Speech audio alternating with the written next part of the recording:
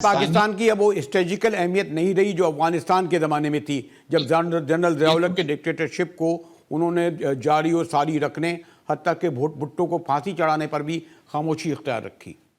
ना बिल्कुल, भुट्टो के वायदा में ये तारीखी तौर पे आपने गलत बात की है। भुट्टो साहब की फांसी के ऊपर सदर कार्टर ने एहतजाज किया था और उन्होंने पाकिस्तान में पहले उन्होंने दरखास्त की थी कि उनको ना फांसी दी जाए, और जब फांसी दे दी गई तो वो उन बहुत सारे हुक्मरानों में से एक थे जिन्होंने उस पर अफसोस का इजहार किया। असल बात यह है, और उस वक्त पाकिस्तान की इमदाद शुरू नहीं हुई थी, पाकिस्तान की इमदाद शुरू हुई है सदर रेगन के जमाने में। लेकिन देखिए, पाकिस्तानियों का अमेरिका के बारे में एक खास रवैया है। असल में हम सारे के सारे क्योंकि अकीदा रखने वाले लोग हैं, तो हम ये समझते हैं कि दुनिया में कोई चीज़ जो है वो बगैर किसी के और बगैर किसी के चलाए नहीं होती। किसी के हाथ में कठपुतली की डोरें हैं। लेकिन अलावा अहम तरीन स्ट्रेटेजिक मौज़ूआत के और बाज़ मुल्क हैं जहां अमेरिका ने बराह रास्त मदाखलत की है, वहां के सियासी अमल में मदाखलत की है, और वो बात बाहर भी आ जाती है। लेकिन हम ये समझते हैं कि पाकिस्तान की जो सियासी सारी तब्दीलियां, सारा कुछ होता है, वो सारा का सारा अमेरिका करवा रहा है। मेरा ये ख्याल है कि इस वक्त जो रवैया है, देखिए, आप पाकिस्तानी चैनल्स की बात करें ना, थोड़ी देर के लिए आप अपनी चैनल बदल लें, CNN देख लें, उस पे इसका जिक्र तक नहीं।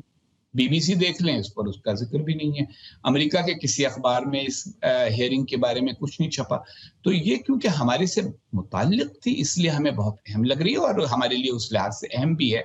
लेकिन ना अमेरिका की पॉलिसी के तनाजुर में इसकी वजह से कोई बहुत बड़ा फर्क पड़ने वाला है, ना पाकिस्तान की अंदरूनी सियासत पर इसका इससे ज्यादा असर पड़ेगा कि ये बात मजीद साबित हुई है कि जो PTI का बयानिया है उसको हिमायत भी हासिल है, दुनिया में रिकग्निशन भी हासिल है। लेकिन पाकिस्तान के इंतखाब के बारे में फैसला वही पाकिस्तानी में होना, और ये डोनाल्ड ट्रम्प ने भी कहा है। अगर आप उनका बयान पढ़ें तो उन्होंने ये कहा है कि हमें तहफ़्फ़ुज़ात हैं, लेकिन पाकिस्तान में एक इलेक्शन कमीशन है। उस इलेक्शन कमीशन का फर्ज है कि वो सारी की सारी शिकायतें सुने, और हमें उम्मीद है कि वो ये सारी शिकायतें सुनेगा।